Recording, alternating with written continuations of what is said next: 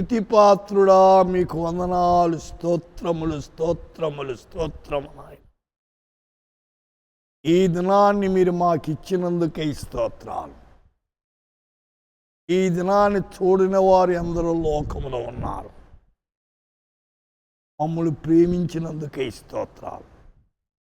ఈ దినము హెబ్రీయులకు రాసిన పత్రిక 10వ అధ్యాయం 23వ వచనం. వాగ్దానము చేసిన వాడు నమ్మదగినవాడు. ఈజ్ ఫెయిత్ఫుల్ దట్ ప్రామిస్డ్, योम की जिसने प्रतिज्ञा की है वह सच्चा है. వాగ్దానం చేసిన వాడు నమ్మదగిన. హిందీలో అన్నాడు వాస్తవం, సత్యం అన్నాడు. వాగ్దానం చేసినవాడు సత్యవంతుడుని, అబద్ధికుడు కాదు. అబద్ధికుడైతే వాగ్దానాన్ని మార్చుతాడు. సైతాను అబద్ధికుడు, యేసు సత్యవంతుడు. ఆయన నమ్మదగినవాడు, అపనమ్మకస్తుడు కాదు. మనము కూడా ఆయన మీద నమ్మిక ఉంచాలి, అపనమ్మకాన్ని తొలగించుకోవాలి. అది అవసరమైంది. 1 కొరింథీ 1వ అధ్యాయం 9వ వచనములో మన ప్రభువుని యేసుక్రీస్తు అను తన కుమారుని సహవాసమునకు మిమ్మును పిలిచిన దేవుడో నమ్మదగినవాడు.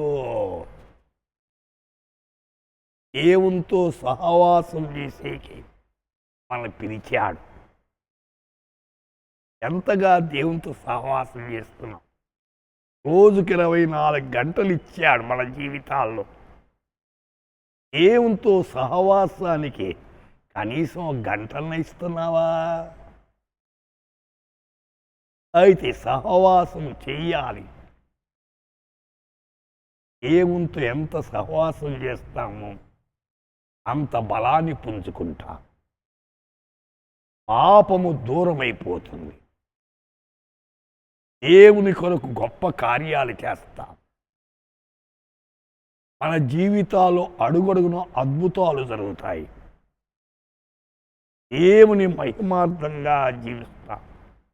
2వ తెస్సలోనికైకి రాసిన పత్రిక 3వ అధ్యాయం 2 తెస్సలోనికయ 3rd చాప్టర్ 3rd వర్స్.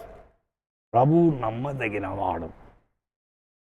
ఆయన మిమ్మును స్థిరపరిచి దుష్టత్వము నుండి కాపాడు. ఈ వాక్యములు 3 సంగతులు ఉన్నాయి. ప్రభు అంట ఈజ్ ఫెయిత్ఫుల్ గాడ్, నమ్మదగినవాడు. ప్రభుని ఎంతైనా నమ్మచ్చు. మానవుని సంపూర్ణంగా నమ్మలేము. 2వది ఏమంటున్నాం? ఆయన మిమ్మల్ని స్థిరపరిచేవాడు. ఎస్టాబ్లిష్, స్థిరపరుస్తాడు. ఆయన స్థిరపరుస్తాడు. అయితే అస్థిరతను తీసివేస్తాడు, స్థిరత్వాన్ని కలిగిస్తాడు.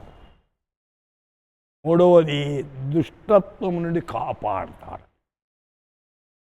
ఎడుకెళ్లకుండా, దుష్టకార్యాలు చేయకుండా, దుష్టులతో సంబంధం లేకుండా అయితే ఆయన నిన్ను కాపాడుతాడు.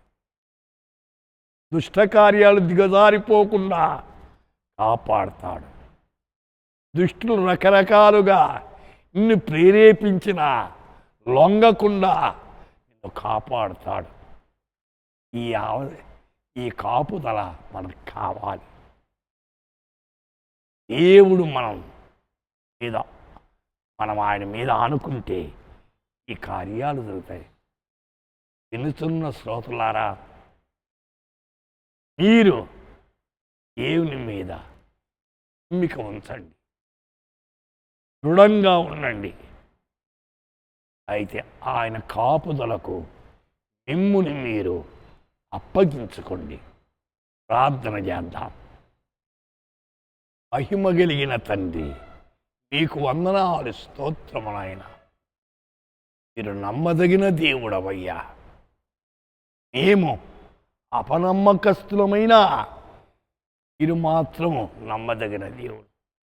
మాలో అపనమ్మకాన్ని తొలగించండి, నమ్మకత్వాన్ని పెంచండి. నమ్మకంగా బ్రతికేదానికి మీ కృప చూడండి.